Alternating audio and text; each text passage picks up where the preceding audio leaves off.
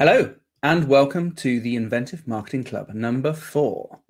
On this month, we're going to talk about getting more out of LinkedIn. It's one of those social media accounts that a lot of people know about. It's been around for ages, but I think a lot of people have just felt that LinkedIn is just about getting recruited or just putting a little profile out there. But there's a lot more to see if you haven't used it recently. Before we carry on, just a quick mic check. Make sure everyone can hear me. Perhaps rather than just saying hello, just tell me a little bit about your day, about your week, what's been happening, and we'll get to those later. Also, a little bit of an intro to the club for those who haven't been here before.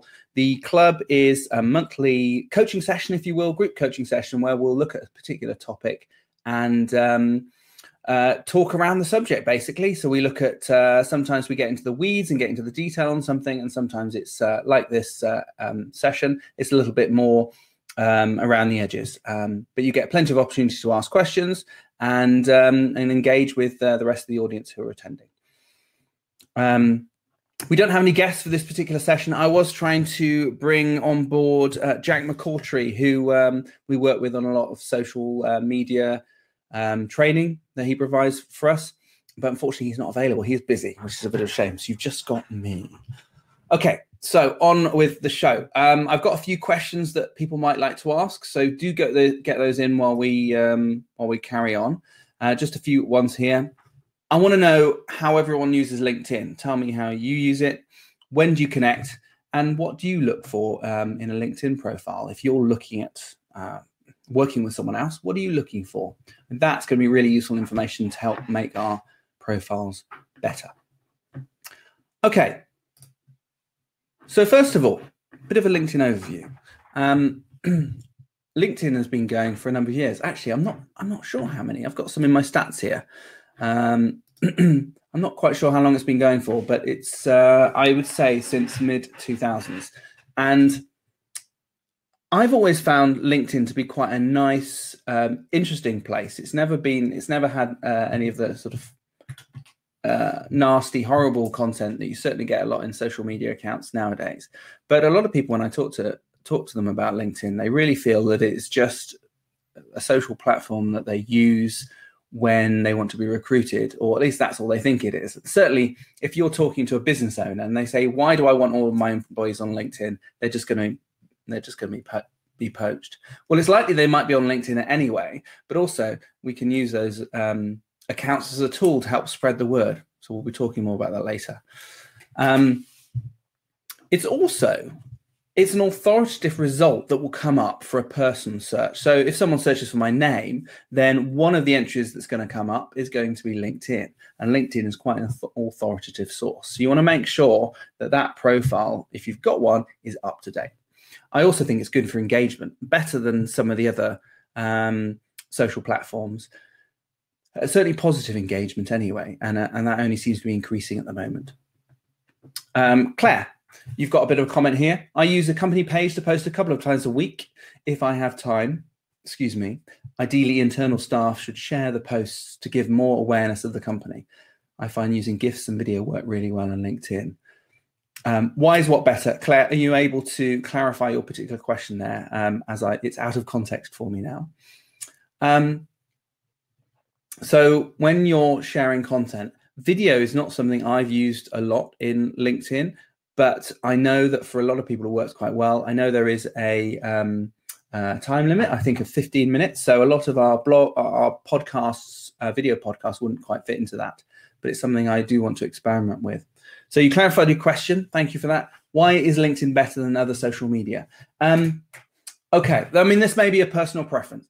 I like LinkedIn. It feels that it's just a nicer place to be. So even if you forget the business aspect of it, it feels that you can go to LinkedIn and you're not going to hear a lot of the crap that I often find on other social networks, such as Facebook and particularly Twitter in some cases. Also, it's not a place that's filled with a lot of people sharing what they're doing personally, which is fine. And I love catching up with my friends when we do and finding out how their life is. But in terms of social media, that's not what I want out of it. I'm really interested in people sharing interesting articles and what they've read, what they've found useful, and maybe a couple of the accolades that they've won recently, but not too much. However, we are talking about people here, so you give people a platform to talk, and they'll often shout about what they've been up to. So just a few stats on LinkedIn. It's now got around 610 million users. That's a fairly up-to-date stat from the LinkedIn site. So it's got quite a few users currently, and over 260 million of them are active on a monthly basis. So that's quite a few. Certainly not as many as Facebook. But if you are thinking about the quality and who you want to reach from a business perspective, then it's got quite a few of those users. Also, and interestingly, LinkedIn provides around 50% of social traffic to blogs. Now, I've noticed this when looking at client sites. I've noticed that a lot of the traffic into blogs comes through from LinkedIn itself. Other social media makes up the rest, but LinkedIn does seem to give more traffic to those particular blogs. And it's also been shown to give more credibility to the links that people are posting, more so than other social networks. So that the links that are posted on LinkedIn, people tend to trust more. I'm not quite sure the reason for that. I can only assume that because it's a business-related audience that people are less likely to post trash on there. I mean, these things can change over time, but so far that's where we are. Okay, so looking through this, I thought what I would do is there's, rather than looking at case studies, let's go through LinkedIn and pick out some key elements that will be useful for people if they want to brush up and make sure that everything is up to date and working for them well. So the first thing I want to do really is go through a profile checklist. Now, a lot of these, I've gathered these tips from my own experience, but also a podcast that I listened to probably at the end of last year. There are a couple of extra little tips in here, which I quite liked. So I'm going to run through these and also share with you that podcast later. I think the key things primarily, though, are for your profile to look professional, but still be friendly. I think it's really important that you still come across as a person, not a machine, unless, of course, that is your personality. No photos from anyone on holiday. So I often have seen people with a drink in their hand, maybe next to their partner, and some of that's been cut off, and you can see they look a bit rosy-cheeked and maybe not wearing business clothes. I don't think you need to be wearing a suit and tie or whatever is appropriate for work, but I do think it needs to look professional. I recently updated my photo to have a bit of blue color in it as well, so it pops out of the screen. But ideally, it should be a nice, friendly photo. And the question I'm going to leave really while I go through the checklist is, what do you look for in a LinkedIn profile? I'm particularly interested in sharing that with people. So looking through the checklist here, I think the first one is to make sure you've got a personalized URL. And you can do that in settings to be able to change it. So you've got not only just your name in there, but maybe a couple of keywords. So I've snuck in Ben Kinnaird, but also marketing expert as well, with maybe the hope of being found a bit more in search if people are looking for that. I think with a professional headline, you really want to start or focus on how you help people. It's not just what you do or maybe your title, but it's how you actually help people, how you work with people. With the photo, as I said, a recent photo, friendly, professional, smiling, approachable. It needs to be business related, not just a crop from your holiday. Really something that when people see that photo and then meet you in person, that they will match up, but also that person in the photo feels like you. So when you're communicating, however you communicate afterwards, that's going to be you. Little interesting tip here about banner images. It used to be that you had to have an advanced account to include banner images, but now you can actually include those normally. And a little tip was to include a contact number or email, so they're quick and easy to find. I mean, obviously they're not text searchable, but people can see them, so they can pull the information out that way. And then in the summary, really to expand upon that headline and share your experience, keeping it simple. Really, not going into too much detail, certainly not using any industry terminology unless it's relevant in there, but keeping it as simple as possible. And particularly including testimonials. If you've got any customers who have given you any feedback, maybe putting some of that feedback in there, because that is a way for that those testimonials to say some of the things that you want to say and share why it's worth that people buy from you without you having to say it for yourself. It's always better to get someone else to say that for you. Right, what else have we got here? So what I was going to do as a bit of fun is to actually go and do a screen share of my profile and anyone else, if they are brave enough to have a look at that. So let's see if we can get the technology to work.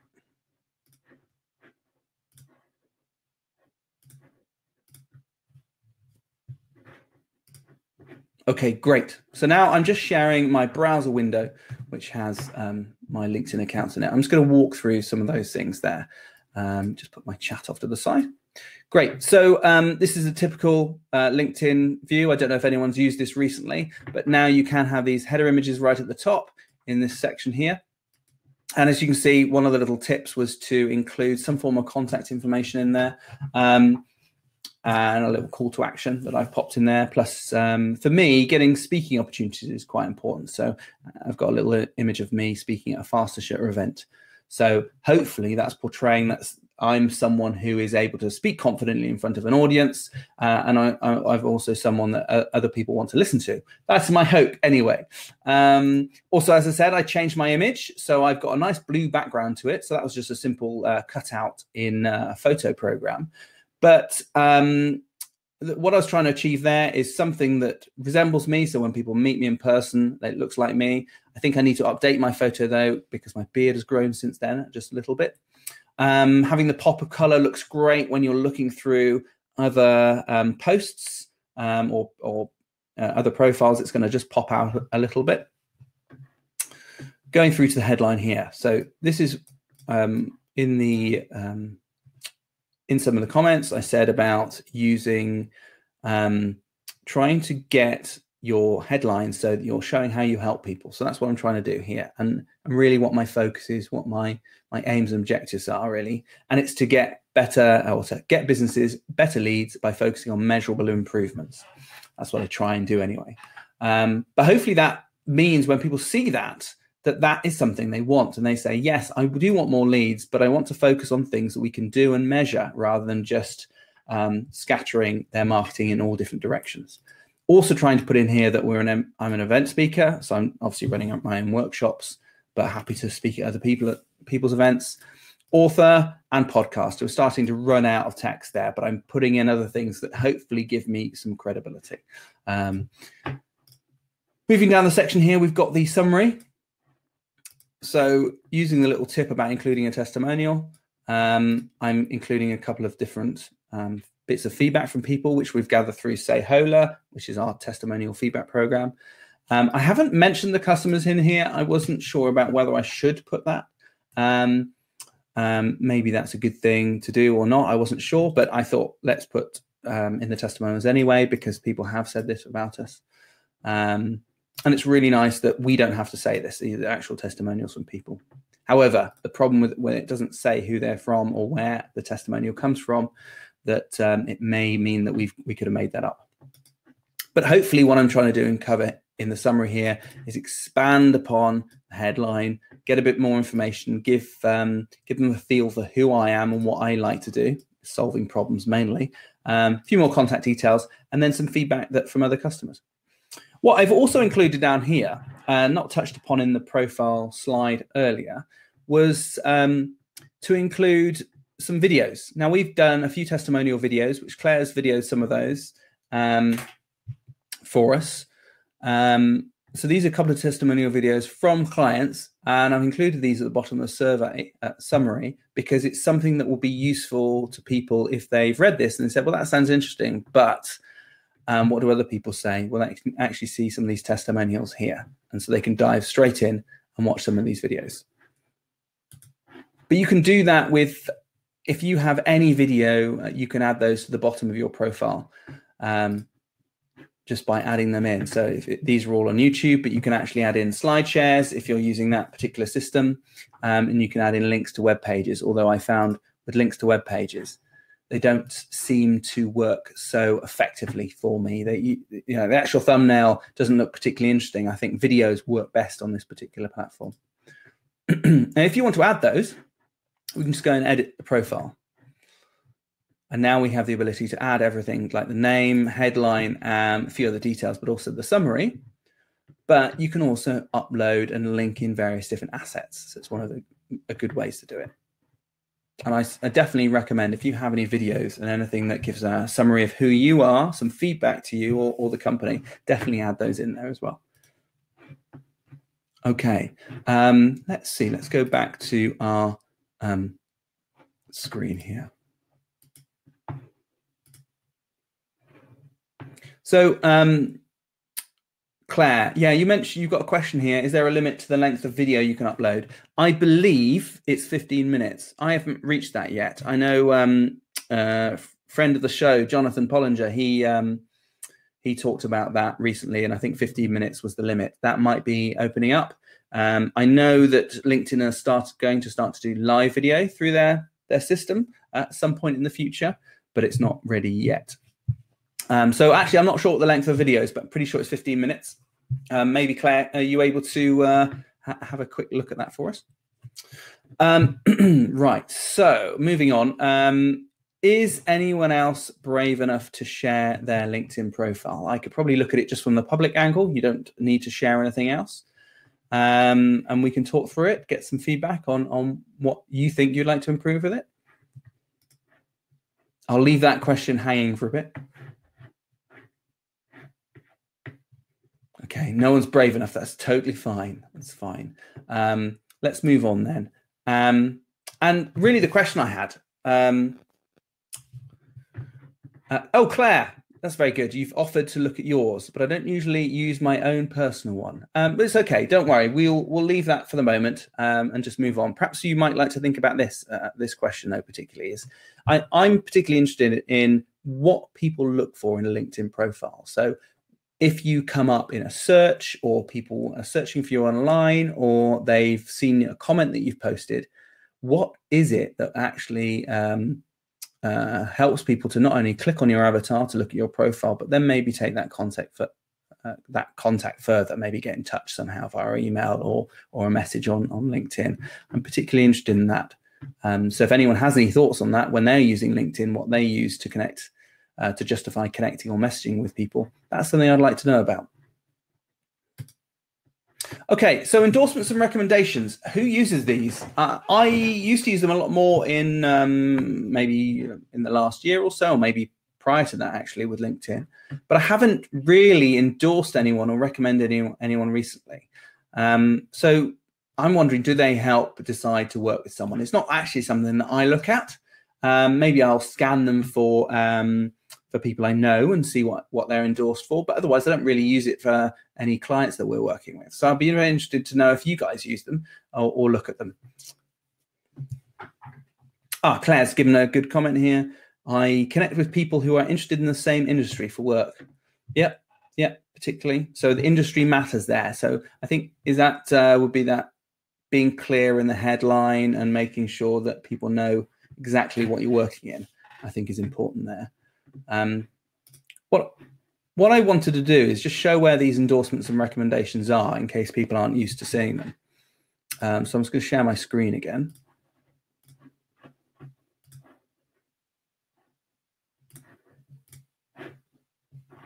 And it's something you'll find if we scroll past some of the dashboard activity and so on, and past our previous experiences, we get to these skills and endorsements and recommendations. So just briefly speaking, skills and endorsements are where I can say that someone I know has this particular skill or is good at something. So we can see here that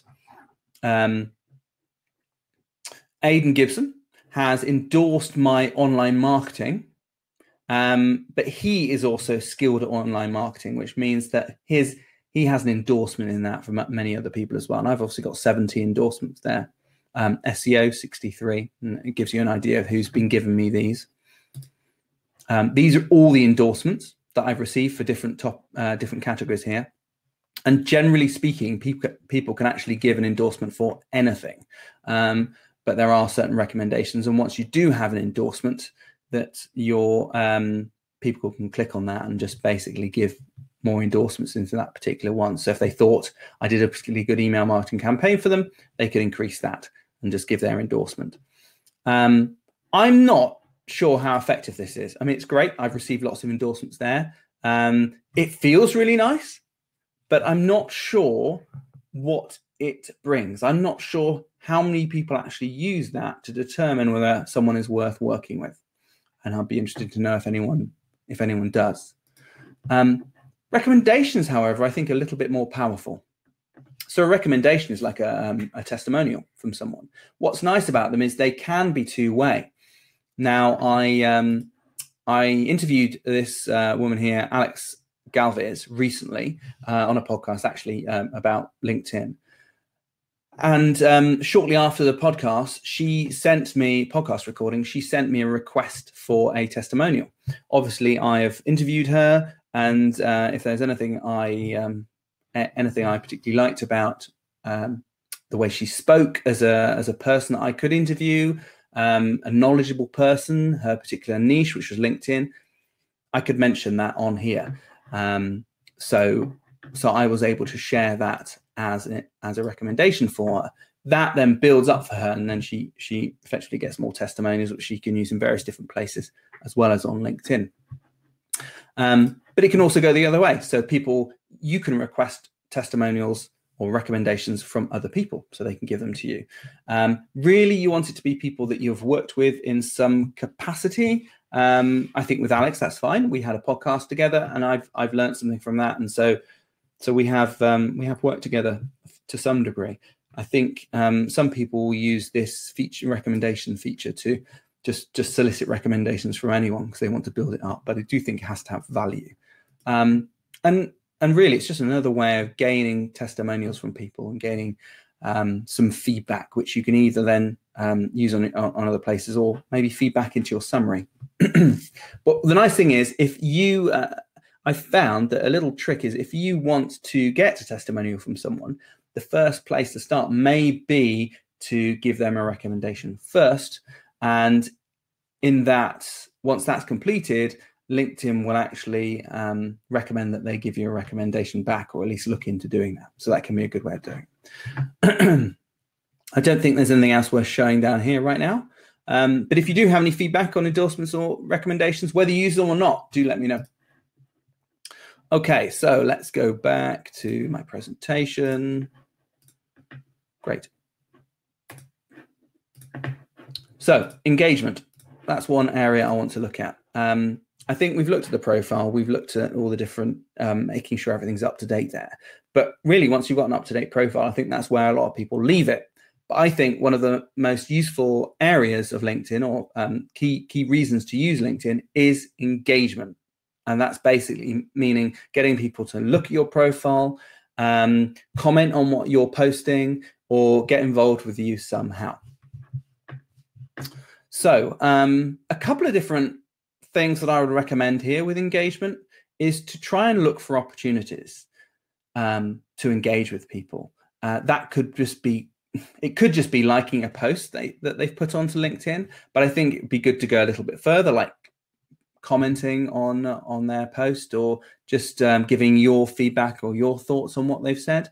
I always find that if you are the first person, the original poster appreciates that immensely. I've certainly felt it from my side, but I feel that if you can comment on something, not only do they like it and they appreciate that, and you become known to them somehow, in some way, but it helps stimulate more people to comment on that post. So you're doing them a favor and helping them get more traffic to their particular comment by posting on it.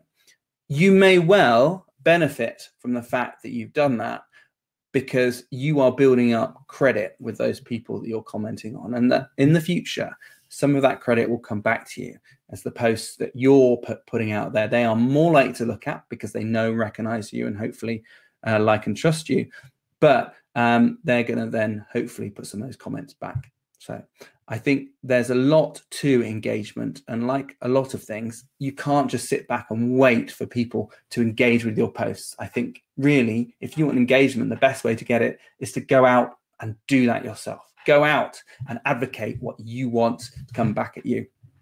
There's many proverbs, I'm sure, about that sort of thing. I don't do it as much now as I should do. And I always feel with LinkedIn that I should be on it more, on a more regular basis, looking for opportunities like this. And it seems that one of the things that gets me to go on LinkedIn is maybe when someone has commented, liked, or messaged me on LinkedIn, and then I might spend some time on it. So one of my takeaways really after looking at this topic is I need to spend more time on LinkedIn.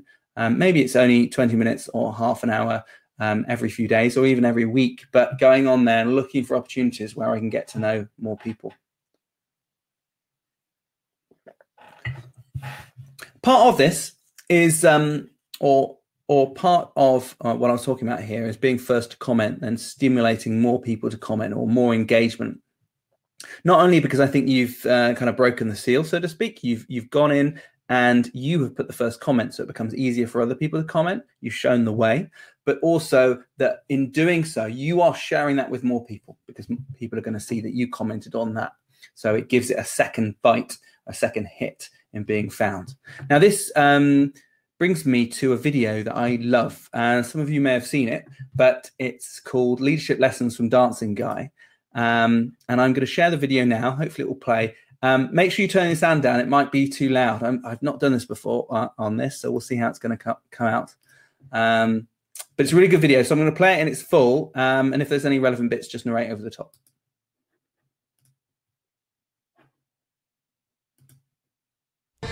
If you've learned a lot about leadership and making a movement, then let's watch a movement happen start to finish in under 3 minutes and dissect some lessons. First, of course, a leader needs the guts to stand alone and look ridiculous.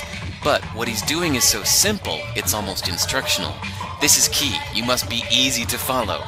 Now here comes the first follower with a crucial role. He publicly shows everyone else how to follow. Notice how the leader embraces him as an equal. So it's not about the leader anymore, it's about them, plural. Notice how he's calling to his friends to join in. So it takes guts to be a first follower. You stand out and you brave ridicule yourself. Now, hopefully that's coming through. Just give me a thumbs up if it is and it's coming through okay. I'm going to play a little bit more, but I'm, again, just bringing you, you loves it, do you, Claire? I'm just going to give you the context again. Think of what you're watching here is some crazy dancing guy and then someone else joins him. What the narrator said is you're giving that person credibility. And I think that's exactly what you're doing on LinkedIn. Thanks, Karen. That's exactly what you're doing on LinkedIn. That crazy loon, that dancing guy is the poster. And if they don't get any comments, they're just alone. They may be providing utility and people may be reading it, but you can provide them more credibility by commenting on their post. So if you do it right and you can get enough people to comment on the post, then you can build up a momentum. And so I'm going to play and you can see what happens next. Being a first follower is an underappreciated form of leadership. The first follower transforms a lone nut into a leader. If the leader is the flint, the first follower is the spark that really makes the fire. Now here's the second follower. This is a turning point. It's proof the first has done well. Now it's not a lone nut and it's not two nuts. 3 is a crowd and a crowd is news. A movement must be public. Make sure outsiders see more than just the leader. Everyone needs to see the followers because new followers emulate followers, not the leader. Now here come 2 more people, then 3 more immediately. Now we've got momentum. This is the tipping point, and now we have a movement. As more people jump in, it's no longer risky. If they were on the fence before, there's no reason not to join in now. They won't stand out, they won't be ridiculed, and they will be part of the in crowd if they hurry. And it continues like that. I won't use the other minute of your time watching that video, but it's worth watching. And if anyone who hasn't seen it, share it. It's an awful video in terms of quality, but it shows something amazing happening where someone is going from just dancing on their own as a crazy loon to lots of people rushing to join them. And I'm not saying you're going to create an avalanche of commenters every single time. If you can either post on someone else's post or article or comment, or you're going to be able to get people to do that to you. But that's the aim. And you can see this happens a lot all the time. It's very obvious actually in cafes. You may have noticed something similar, or restaurants, that if you were to walk past a cafe and you want a coffee, so you have a need, or a tea, and you walk past a cafe and there's no one in it, what is your feeling? Your feeling is that I don't want to go in there because no one else is in there. And if you have never been to that place before, you don't know if it's any good, and it's empty at a time when you feel there should be people in there, you're a bit wary. It might be different if you know the particular coffee shop, or you're there, you're early, you're outside a regular time. But generally speaking, most people would avoid somewhere that's empty, and that can perpetuate over time. Whereas if you walk past a cafe and there's a few people sitting out on tables, maybe a few people in the window that you can see, it looks more inviting. It may go the other way, where some people are put off when the cafe is too full. If there's too many people in there, that may put some people off, but it may get the masses really interested, and they start booking up to go to that cafe into the future. So I guess what I'm saying here is you can use this first follower idea in anything that you do, not just LinkedIn. It's not that it's easy, but knowing it does help. It might mean that you are able to get other people to help with your promotion. And it's a little idea that we're testing out with a networking group I'm part of called the Worcestershire Education Network. And we are using the idea that if we can get all of the members, and there's about 30, 40 members, to look at the When LinkedIn business page and either like, comment, or share that on LinkedIn with their own network, then maybe if each person has, say, between 300 and maybe 800 people on their network, a small percentage of those people are going to see it, and they may come in and comment, like, and share. The difficulty is getting that initial movement and momentum, and getting those few people on board to put the work in to go and do it, or in the case of this video, put the work in to not worry about feeling silly. Maybe a bit of alcohol helps that, but that's not going to help in our marketing situation. So Claire, you've said as part of that you should post questions to stimulate response over statements. Yes, I think that's a good idea. It's a lot easier for people to come in and answer a question, whether that's you're stuck on something and you need some help, or that you just are asking a question about what people feel about something. So you just want their input and their feedback. And actually, I've got a good example of that on music, where as part of our podcast, I wanted to talk about music and how people use music while they're working, in the background. I work from home, so it's easy for me to put on any music, but there are different people in different situations that use music in various different ways. Because I was asking a question, that really helped. It did stimulate response from people. It was a relatively easy question because it didn't need any domain knowledge. I didn't need to know anything special to answer that particular question. Anyone could give me their opinion, even if it was, I don't listen to music, it's just silence, or we're not allowed to listen to music. But I got a lot of feedback from that, actually. We did find that something with usually a hard beat or something fast paced can be quite good for people, maybe rock music. In my case, it's techno.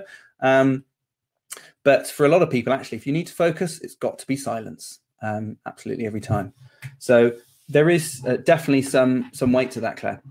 Okay, so I'll let you watch the rest of it. It's a really good video. I don't have the link to it here, but if you just search for First Follower Leadership Lessons from Dancing Guy, it will come up, and it's a very good video. Right, let's go back to the presentation.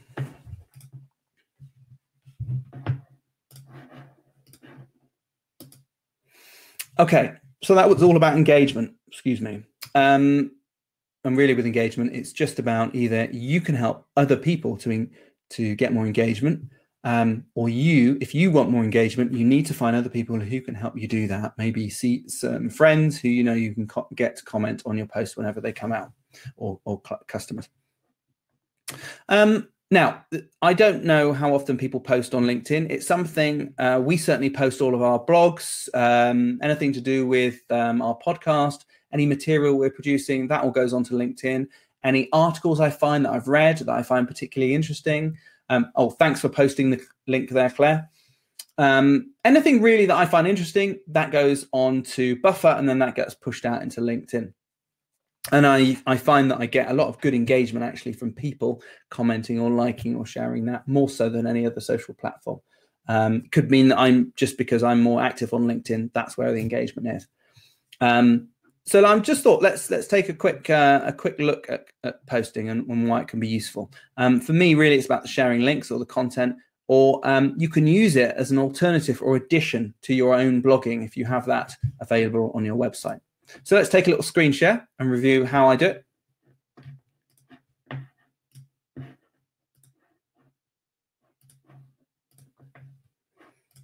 Okay, so I always find LinkedIn a little bit difficult to find things in this particular instance.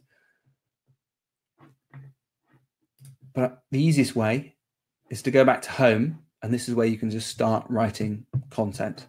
So either you can just share a post, maybe you've just posted a blog post. You can put that link in here as well as the short commentary about it. So this is much more like a tweet. It's a short post.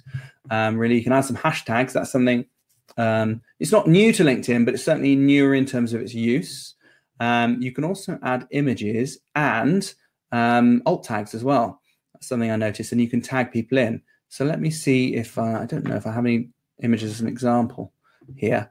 But if you have had an image, you can click on this button and get a particular, what was the one I posted recently? Oh yeah, it was the interview with Alex Galviz. So I created a little graphic to go on there, added the graphic, and I can actually tag Alex Galviz in. So I know she's going to be seen in it. And so she's going to see that post and she may well share it further. But you can also give alt text in there, which is going to help when people are searching through LinkedIn for content. So that's just a really simple way of posting something, a bit more like a tweet or a regular Facebook post. Or you can write an article, and this is something people may not know about. So if I click on, in fact, let me go and show you my articles that I've put on first.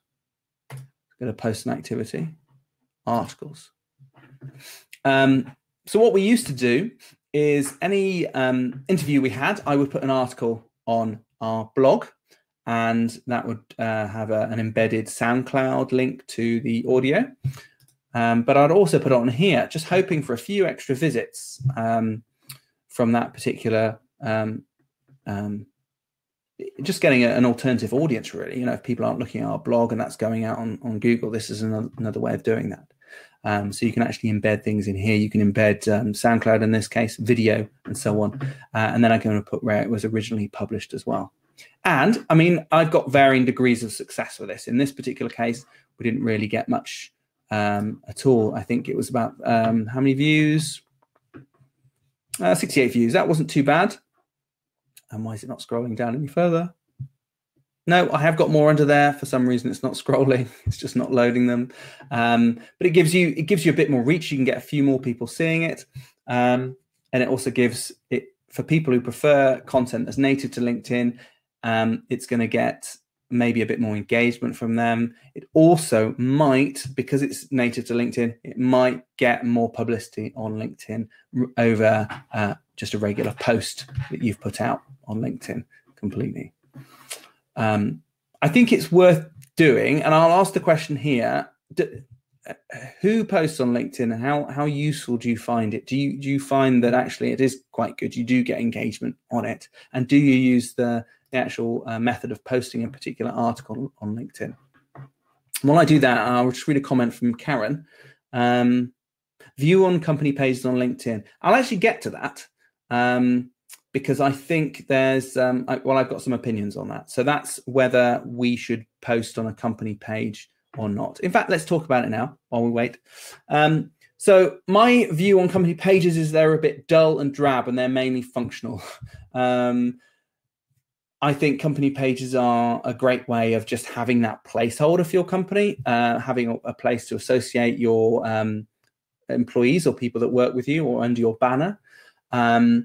And you can post on that particular company page, but I don't think it gets any visits at all. In fact, in my interview with Alex Galviz, she really said, and she's now turned into a consultant for LinkedIn, really in helping people get more engagement, that that really the profile on company pages is not going to get you the engagement you want. It's going to be, you want to get engagement from people. So really, if you've got a group of employees like you guys, Clips, is really you're going to get most engagement from making sure that everyone involved is posting and that you're getting feedback that way, or you're pushing out things that way. There's nothing wrong with putting it on your company page, but I wouldn't expect anything from that right now. Also, just a note on the company page, I was looking at ours recently, and I found there was an employee on there that we had never employed, someone called OAs, something rather. I don't know exactly why they wanted to be on our profile, but anyone can put that they worked at Rather Inventive. I don't believe I can stop them. There is no verification that I have to go through to activate that they actually worked at Rather Inventive. I don't know how long they've been on there, because I'm not often looking at that page. So it might be worth just everyone checking, going onto their company page, and I think having a look at viewing as a member, going onto people, and looking at who is part of your company page. I know all these folks, that's fine. But there was another guy on here who was, oh, actually, and they might be there now. They were taken off. That's fine. That's good.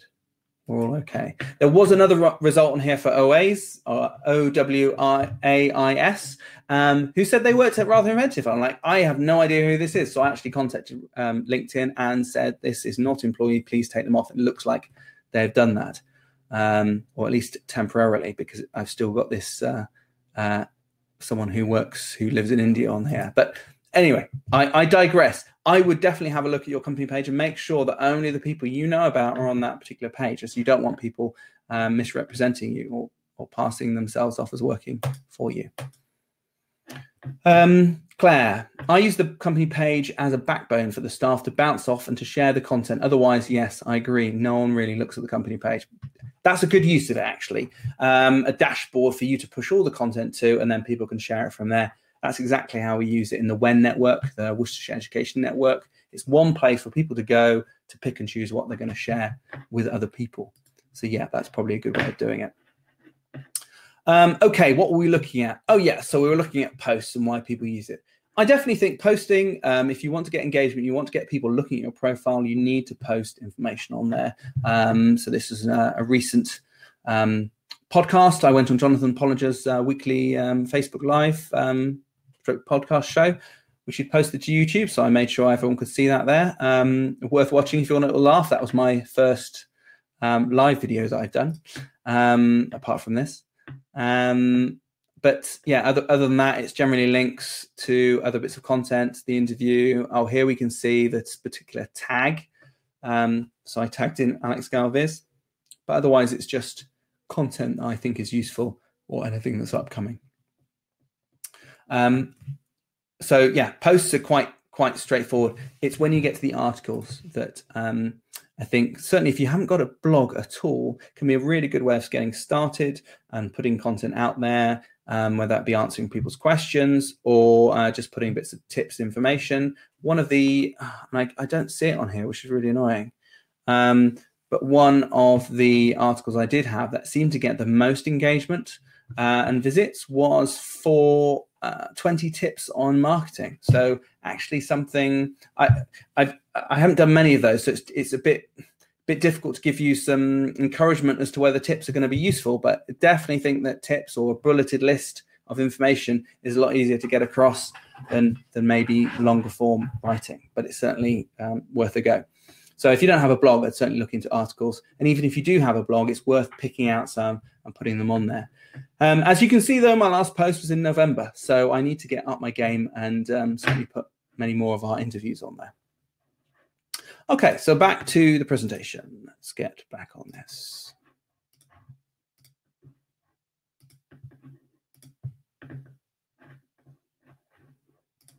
Okay. Something else. This advanced search in LinkedIn is pretty cool. A lot of people may use the search box that's at the top in the left and just type in someone's name so they can find them and connect with them. But I think advanced search can be really powerful. Now, they have diluted it over time since when I used to use the advanced search a lot more, and we did a lot more workshops in it, but it's still particularly useful. If you want to find local contacts, or you want to find maybe all HR directors because you want to get in contact with them. I'm particularly looking at agencies at the moment, so I want to speak to other marketing agency owners. So that's something that I would use it for. You may not contact them through LinkedIn, but it's a good way of getting good, up-to-date contact information and finding who is around and relevant for you. So you can also put in multiple keywords, which is quite useful. And we're going to do a demo, of course. Let's go back. So let's have a quick look. Right, so let's just go back to the start, go back to the home page. And to get advanced search, if you click up in the search box at the top, and don't type anything in there, just click on it, and then go to people. So that now brings up not the full advanced search, but I can click on all filters just at the top here. Whoops. Click on that. And now I've got the advanced search. I've got a lot more information in here that I can look at. So let's look at my example. I want to look at connections who are, let's put first and second. Actually, no, just second. So that means people who I know through someone else. So they are connected to me through another member on LinkedIn. So there's a good chance that I may know them and I haven't connected with them already, or I am able to connect with them or get a referral from someone I already know. Now I want to look at people who are in Gloucester. That's already checked. And let's say Bristol. Add that in as well. No particular companies I want to look at. I don't know, past companies aren't relevant. We might want to put marketing and advertising as an industry. You can also, in title, and this is going to be part of the head, it's going to look at their headline really. It's going to look at what they call themselves in a job. We might want to put, I don't know, let's put director in this case. We can apply that and see what information we get. And I can see here that it's listing up a lot of people who are certainly managing directors. So they've got director in their title. And then hopefully they're going to be people who are in the marketing industry. So let's just take a look at Nicolo from Socialite here. We can see they're in Bristol, Socialite app. So they're in the marketing game, but not strictly an agency. So what it can actually do is we can refine that again. And I might want to just put agency.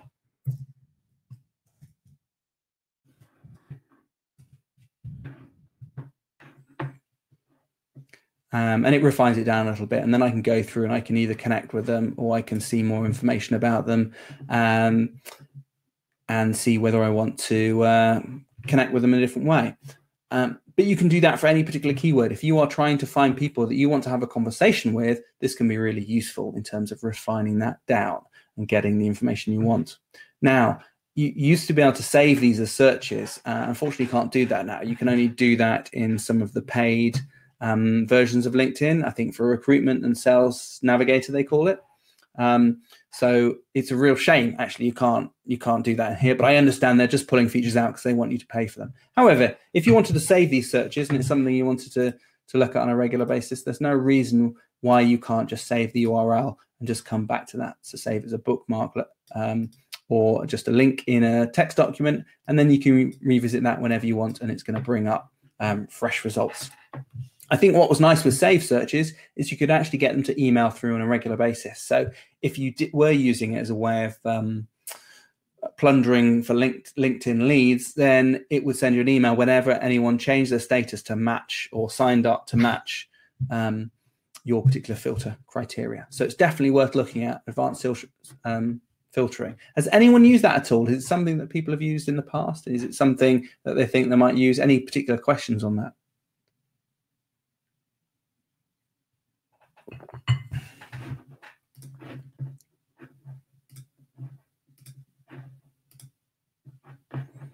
Okay, well, we'll move on. So to round everything off, I do have some other tips which I'm going to rattle through, which I think are quite useful. First, about getting noticed. I think a lot of the problem with marketing is just nudging people, just tapping them so you get noticed. But you want to do that in the right way. You don't want to do it in a way that annoys people. So you can either do it by putting information out there that's useful that they can eventually find, and it's a very passive way of doing things, but it's very nice for the recipient because you're not getting in their way. You're not nudging them with advertising or interrupting them in some way. Another way of getting noticed using LinkedIn is just to visit other people's profiles, because I've found that other people are very interested in who's been looking at their profile. And if you go and look at their profile, LinkedIn will tell that other person. And if your maybe your avatar is interesting or your headline, then you've got a high chance that if they're interested in maybe connecting with someone in marketing, in my case, then they may well click through to your profile and look at you that way. So that can be quite a good way of just getting noticed by people. Maybe you can use that as the first part of a LinkedIn strategy where you want to say, I want to connect with agency owners in Bristol and Gloucestershire. So I might first go and look at their profiles individually, just so some of them are going to look at their profile and go, oh, who's this guy? So they're aware of me at that point. Then I might request a connection with them. And because they've seen me before, there may be a higher chance that I'm going to get that connection with them. So that's worth doing. And then when I contact them, because I've already got a connection with them, and maybe I've just had a brief conversation, I'm going to have a higher chance of having a meaningful conversation. You can also use Google to do something very similar. If you type into Google the following text, site:linkedin.com, and then space and your keywords like HR director or marketing agency, you will get some companies in that, but you'll also get people who match that position, who come up with that keyword, and you can do the same thing. So you're just using the power of Google to index and search through LinkedIn rather than LinkedIn's internal search. But you can do the same thing. A nice quick way to do that, if you've got a list of people and you just want to arbitrarily visit their profiles, is just to hold down Command on a Mac and I think Control on a PC and just go click, click, click, click on each of those links, open them up as new windows, let all those windows load so they register a page hit on LinkedIn, and then close them all back down again. I don't recommend you do that, though. That feels a bit disingenuous. I think it's much better for you to target people on LinkedIn, find the people who you think would be good clients or you can have a meaningful conversation with, and then go through a process of getting noticed. Personal pages. Now, this comes back to what I said earlier and what you raised, Karen. What I believe, what Alex has confirmed, that personal pages rule over business pages, and certainly use the power of personal pages or personal posts to share content with people. And actually, Claire, you've got a good idea of using the company page as the backbone really for sharing that. So yeah, getting employees to post your content on their personal pages is the best thing. But obviously you want to make sure that every single one of their profiles is up to date, relevant, it's got the correct job title, they're linked to the right company, and so on. So that may be the first effort that you need to put in. Staying connected with people. As many of you know, we run a podcast, so and we also do interviews as part of that podcast. And as a bit of a ruse to get in contact or connected with people who may be difficult to connect with, I ask that they connect with me prior to the podcast so I can learn more about them and I can just look at their LinkedIn profile for that information. It's also useful once we publish the podcast, we can put it on LinkedIn and share and tag them in directly so they're likely to see it and more likely to share if we're connected together. Also, anyone I've met, generally I'll connect with them, certainly if I want to have some sort of relationship with them ongoing. It's worth connecting with them on LinkedIn. I think it's just a good way, even if you don't add them to your sales list and you're going to badger them to get in touch with you. I think it's worth connecting them to LinkedIn so that they start becoming part of your nurture list if you're posting your blogs or whatever you're putting out on LinkedIn. Podcast interviews, as I said, is another thing we do it for. And something, Claire, I think you mentioned about asking questions. So whenever you're connecting with someone, don't just connect and leave it at that. Ask a question. So either way, whether you are connecting with someone else or someone else is connecting with them, ask how their day is. Have they had a good week? Ask them something about that you've seen in their profile. Oh, I didn't realize you did this. That's really cool. Oh, you're really close. You know, maybe we can meet for a coffee. I get that a lot, and that does pique my interest a little bit. At least I'll look at their profile a bit more in a bit more detail. So yeah, becoming a tribe. I mentioned this before with the idea of the Worcestershire Education Network, or WEN. So we had the idea of all members reviewing the group account or the company page and looking for ideas to share. So you've got like between 30 and 40 people. You've got the weight of their personal profiles that can be used to share that content with them and maybe their network, who then may reshare that as well. Well, funnily enough, spoke about this idea and came up with the idea of a tribe with Aidan, who you saw his name earlier. But we haven't got around to actually sort of delivering it into a sort of full concept yet. So maybe that we'll return back to that at some point. But there's no reason why you can't use it in a collection of companies or a networking team group that you're already part of, or maybe with customers. Maybe it's something as part of the IMC we can grow over time, and we can make our own tribe where we have everyone's content and we're sharing that between us all to sort of increase that engagement, build momentum, and hopefully get our build a movement, really. Couple of resources, I mentioned them already, but this is one of the podcasts I actually got a few extra tips from. This is on the, what's it called? Evolving SEO. What's the podcast called? I can't remember. I haven't got it on here. Let me pull it up. It's called Experts on the Wire podcast. You've got the link for it there, but if you just search for evolvingseo.com, LinkedIn expert Vivica von Rosen. I thought this was a really good interview. She had lots of really useful tips. So I listened to that all the way through, and she gives a good critique of Dan Shaw, the interviewer's LinkedIn profile. So definitely worth listening to that if you're into podcasts. Also, our interview with Alex Galviz. She was co-creator of an amazing network called LinkedIn Local, which is a kind of regular networking group. But the aim is it's for people who are on LinkedIn and they want to meet offline. So they want to meet in person. Nothing really new, but I think there was lots of power there in starting up multiple groups. And again, building momentum. I think that's one of the things she had in her favor. She co-created it with a woman in Australia. And with the people they knew and their influence, that helped build it further. Alex has also been talking a lot about mental health, using her hashtag AuthenticAlex, which is how she got sort of known on LinkedIn, really. So she used LinkedIn as a way of posting like a public diary, really, about how she was coping with LinkedIn in the industry, mental health, or the challenges she faced as a young person. Who feels like they're being overworked, really. That's a good interview. I'd recommend you listen to that. Obviously, just because it's ours, I am biased a little bit, but I think it's a really good one. And our book, Be Sociable. I don't know if anyone's aware of this book, Be Sociable, but if you are on the club, you get a free copy of this if you haven't had a copy already. If you just go through to, and in fact, I do have a link to it. I'm going to post it here. Let's see if I can find it. So I've just shared a link to this book. If you go straight to that link and you use the code SIGNUP, that's SIGNUP. So I'm going to actually put that in the notes here. Sign up for the free book.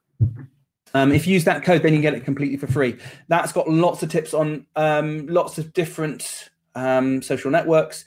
It was written quite a few years ago now, probably about 5 years ago. So some of it is out of date or it's changed a little bit, like the save searches aren't available on LinkedIn, but there's a lot of general information there. So I think, and it's really, well, I think really well presented. I'll just do a quick flick through the book now, just so give you a quick look at it. Yeah, it's quite a straightforward book and goes through everything in nice, neat topics about getting noticed, what you should do about getting getting your profile name sorted, being easy to find, all the way through to how you build relationships, what's the other topics. Lots of example, helping people. That's something we've talked about, helping them, their profile become better, and in turn you'll receive that back. How to run events using social media, and there's all sorts, and including automation as well, which I'm particularly interested in. So yes, if you haven't got that, do get a copy of it. And it's completely free. If you're listening to this, just use the code sign up when you go through the checkout procedure. And finally, if anyone is interested in learning more about LinkedIn, I know, well, I said we work with Jack McCautry. He couldn't be with us today, but he runs a series of workshops for us on various different types of social media, but particularly LinkedIn has been one of the ones he's been running recently. And it's been working particularly well. In fact, he's got a lot of good feedback from this, and basically working with small companies and their teams on how to not only put why they should be using LinkedIn, but putting a strategy together and making sure that everyone is on board with that strategy. So if anyone's interested in that, it's for half a day, £285, and Jack will come to your site and deliver that for you. In fact, I have a link for that. Here we go. Pop that one through. And finally, we've got, in fact, we've got no time left. We're out of time. But if there's any other questions that people have, share them now, or perhaps save them for next time. We can always pick them up as follow-up for next time. So let's move on. Let's pick the next topic. There's a couple on the list here. Getting reviews, I think that would be a good one, or something like image editing, getting quite practical in different ways that people can compress, treat images, edit them, process them, treat them, you know, all that sort of stuff. Or Google Analytics, we can take a bit of an overview of that, or we can dive into the weeds and look at something more specific and detailed, or something else. Getting reviews from Claire. Okay, that's a good one. Anyone else? Or are we going to go from that? Google Analytics. Oh, we're gonna have to have a tiebreaker. Don't know what we're gonna do there for a tiebreaker. Tell you what, I'll have to tiebreak that. I think we might go for getting reviews this time, and then maybe Google Analytics the time after. How about that? All right, cool. So for anyone who's not a member, you can join this particular club for only £250 for 12 months. And if you do, then you get a free hour call with me as well to go through things more specifically for you. So it's a dedicated digital marketing call where we look at your company specifically. So that's just £250, excluding VAT, for 12 months. You can find more information about it there. And I think that is it. Thank you so much, guys, for listening. If you're on the repeat of this, then do feedback. Do when you next come into listening live, do give some comments, or just send an email to hello@ratherinventive.com and give us your feedback. The next club session is now going to be about getting reviews, and it's going to be on. Let me actually get the date for you guys. It's going to be in May, on the 28th at 1 o'clock. All right, cool. Thanks very much, guys. You found it really useful, Karen. Thank you very much. Good to hear from you all, and see you next month on the IMC.